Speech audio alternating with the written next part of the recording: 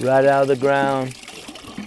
This is about 30 meters under the ground. It's been there the whole time. For this community here, we're so grateful. We are in Nkhalizi village in Mangochi. A number of different tribal groups here. We've got Lomwe, we got Ngoni, Sena, some Chewa people, a whole family of tribal groups here that are going to benefit from this water source. This was installed just over a month ago, but it wasn't completed until a week ago. So this is completely fresh, completely brand new.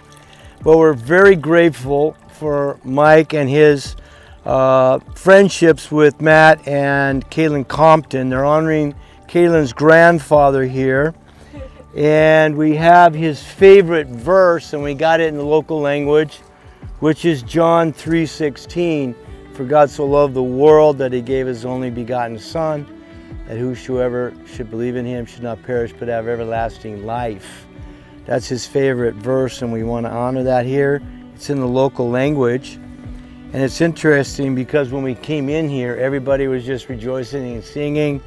And they're saying, with Jesus, we shall enjoy being with Jesus. And Jesus comes with meeting all my needs.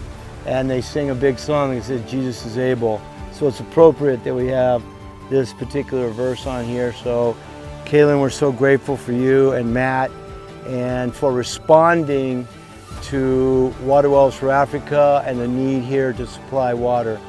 So we just walked over to where they got water just last week.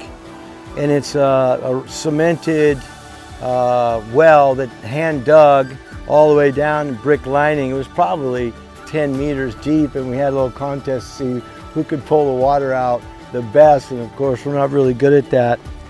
But this is the first borehole in this area, the only one here, and they're so grateful for it.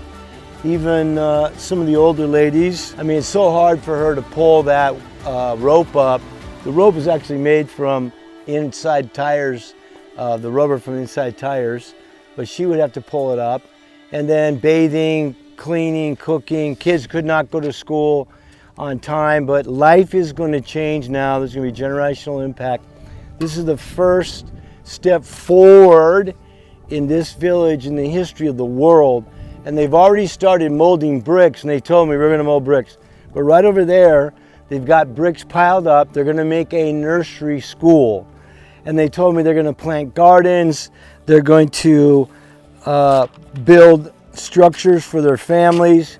They got little tiny houses, they said, and they're going to build more housing. So this pit that we went to is unprotected. And of course, during the rainy season, this whole area fills up with water, and that will fill up. And that water's contaminated. They said they would go so many times to the clinic. They said, we're friends of the hospital. But we know for a fact, after 30 years of being here, as soon as you put in a water well, it ends all water-related illnesses. So they'll never have to go to the clinic except for some serious issues. And the clinic is a 2 and 3 hour walk away. And then they also told me that only 50% of their kids will go to school now, but already they're seeing a difference because kids can come themselves, get the water here if they want. On their way to school, be clean, and on the way back from school, they can get water. And they expect the future to be bright for all of their families. And the men told us, we used to have to go so far to get water for our animals because this is the community hand-dug well here that they were using. And it was hard for them because to take care of their animals. And now they said we can get water. We're going to make gardens so that our wives don't have to work so hard. They can get vegetables. They're planning on selling them. They said we want to plant trees. We're going to plant mango trees, papayas, guava, eucalyptus, mango. Of course, bathing is a real complicated issue here, especially if you've got to work so hard to get water and walk so far. But now the women have told us they can bathe twice a day. So life has changed. This is a change point.